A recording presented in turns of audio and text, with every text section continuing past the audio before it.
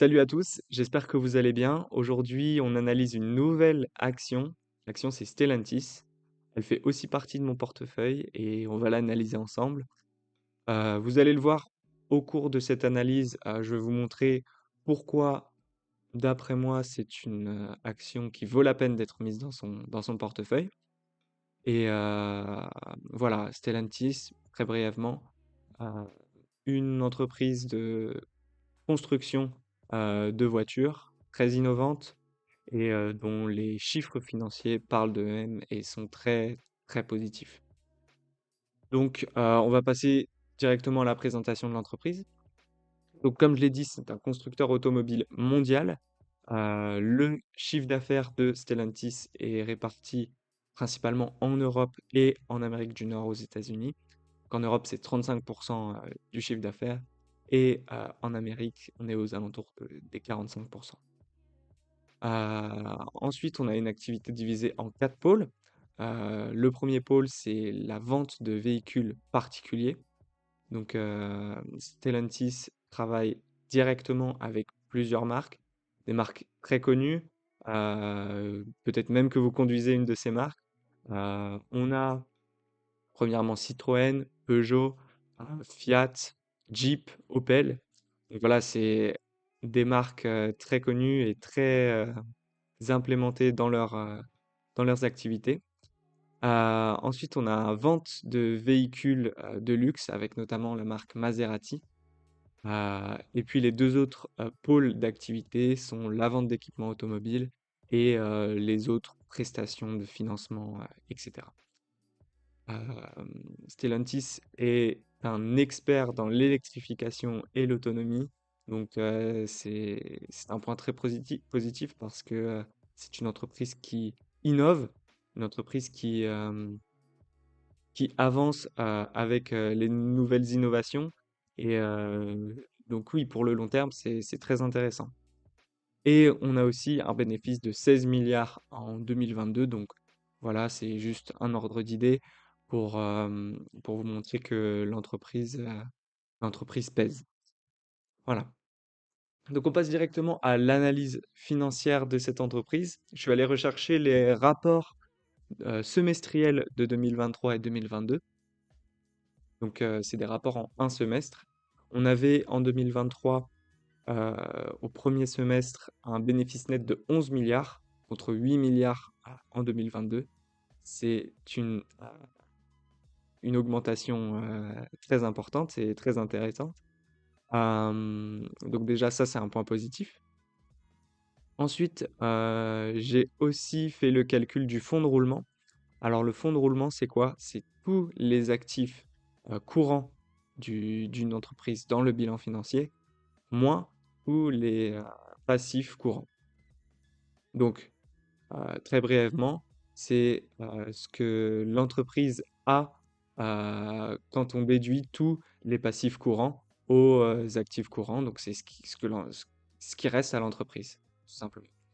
Donc, le fonds de roulement en 2023 était de 21 milliards d'euros et en 2022 de 17 milliards d'euros. Donc, on peut voir qu'il y a eu aussi une augmentation à ce niveau-là. Et donc, c'est encore un point positif. Euh, donc maintenant, on passe à la capitalisation boursière. Donc, j'ai repris le fonds de roulement 2023 parce qu'il faut savoir que c'est un ratio super intéressant, le ratio capitalisation boursière sur fonds de roulement, et il est de un tiers. Euh, donc, il faut savoir que c'est assez rare d'avoir d'avoir un tel résultat au niveau de ce ratio. Plus on avance autour des 1 sur 1, plus le fonds de roulement en fait est égal à la capitalisation boursière, plus c'est un bon signe.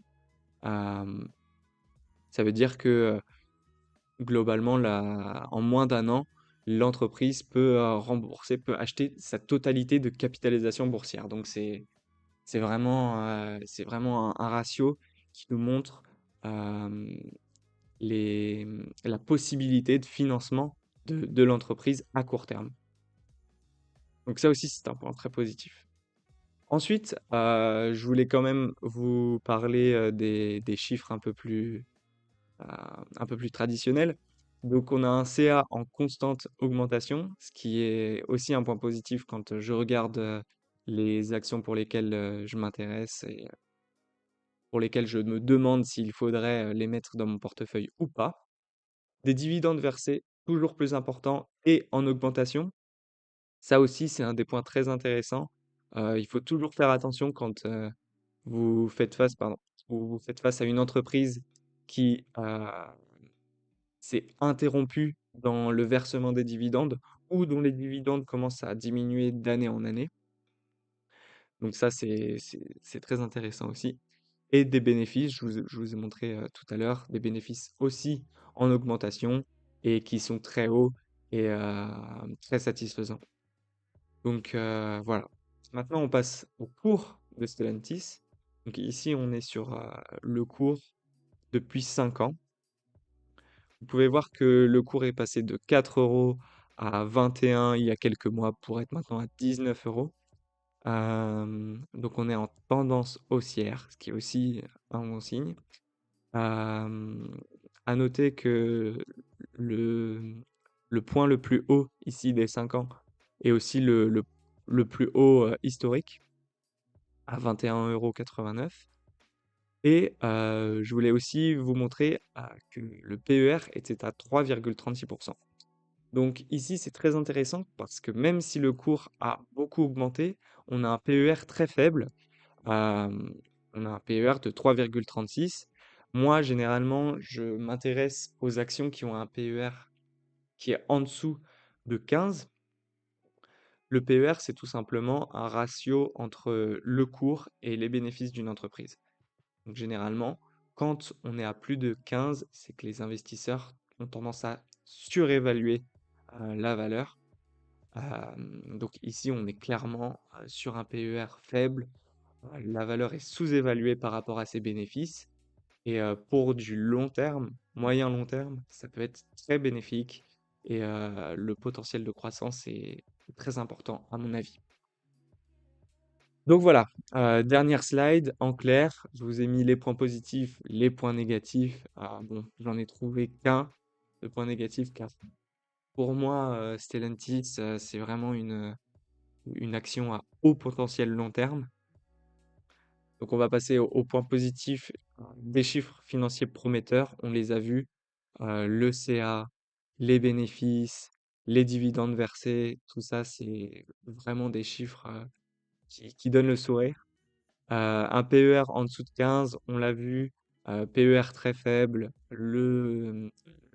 l'action est sous-évaluée par rapport à son cours. Une activité dans l'ère de l'innovation technologique, donc on parle d'autonomie. Stellantis met en place des, des voitures dont l'autonomie est de niveau 2. Donc voilà, on est dans l'ère de l'innovation, l'électricité, la voiture électrique aussi. Donc tout ça pour le long terme, c'est intéressant parce que c'est vraiment des activités qui vont a priori être en croissance dans, dans les décennies, dans les années futures. Et aussi, on a un très bon rendement annuel qui avoisine les 7%. Euh, donc ça aussi, c'est aussi un très bon point. Le dividende aussi qui est intéressant. Et le point négatif, bah, j'ai mis que le cours était proche de son plus haut historique. Est-ce que c'est un point négatif? Je ne pense pas.